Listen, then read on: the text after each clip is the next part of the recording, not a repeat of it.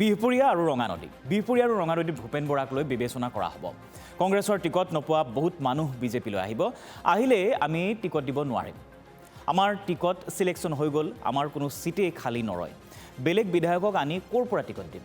কমলক্ষ শশীকান্ত বিজেপিত অহা নাছিল। সমৰিয়াত এজিপি বিজেপি কৰি জিকিব নোৱাৰিব। হিন্দু স্বাভিমানী কোনো কংগ্ৰেছত আৰু নাথাকিব। দুদিনমানৰ পাছত সাংবাদিকেও ৰাজীৱ ভৱনত চাহ নাখাব। প্ৰিয়ংকা গান্ধী থকা সময়ত সাংবাদিকক চাহ খোৱাক লৈ বিতৰ্ক হৈছিল। সাংবাদিকক পৰামৰ্শ, ৰাজীৱ ভৱনত চাহ ভাত খাওঁতে পৰীক্ষা কৰি ল'ব। কংগ্ৰেছক এনেদৰে পুনৰবাৰ কটাক্ষ কৰিলে মুখ্যমন্ত্ৰী হিমন্ত বিশ্ব শৰ্মাই।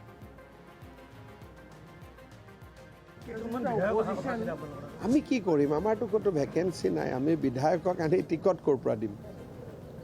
আমাৰটোতো টিকট চিলেকশ্যনটোতো প্ৰায় হৈয়ে গ'ল। আমাৰতো 80টা চিটত নাম চব ৰেডি হৈ আছে। এবাৰ দিল্লীত গ'লেই হৈয়ে যাব। গতিকে আমাৰ ইয়াততো চিটৰ কোনো ভেকেঞ্চি পজিশ্যনে নাই।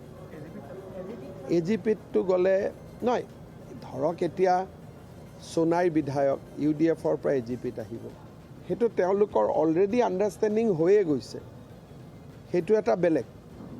কিন্তু বিজেপিত বিধায়ক কোন আহিব? কমলাক্ষ পুৰকায়স্থ আহিব, বসন্ত দাস আহিব, শশীকান্ত দাস আহিব, এইখিনিতো আহিব বুলি আমি চবেই জানোৱেই। আৰু তেওঁলোকক আজি আমি ইমান দিন বিজেপি বুলি ধৰি ৰখাও নাই। ৰাজ্যসভাৰ 5 তাৰিখে নামাংকন আছে। ৰেকিবুদ্দিন আহমেদটো আমাৰ লগত কি সম্পৰ্ক আছে? তেওঁৰ লগততো আমাৰ কোনো সম্পৰ্ক নাই। এইটো হয়তো কংগ্ৰেছৰ ভিতৰৰ পৰাই কোনোবাই টিকট নিদিয়া মানুহে উলিয়াই দিছে। আমাৰ লগত সমৰিয়াত এজিপি বিজেপি কৰি মানুহে কিবা জিকিব পাৰিব নেকি?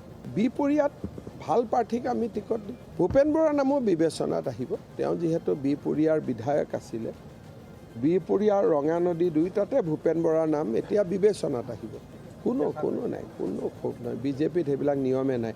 আপোনালোকে চেষ্টা কৰিব, এইটো মই জানো, কিন্তু চেষ্টাটো সফল নহ'ব।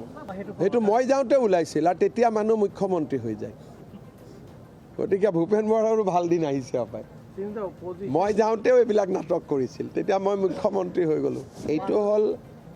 এইটো হ'ল আপোনালোকে কৰিব খোজা এটা প্ৰতিবাদ। বিজেপিততো প্ৰতিবাদ নাই।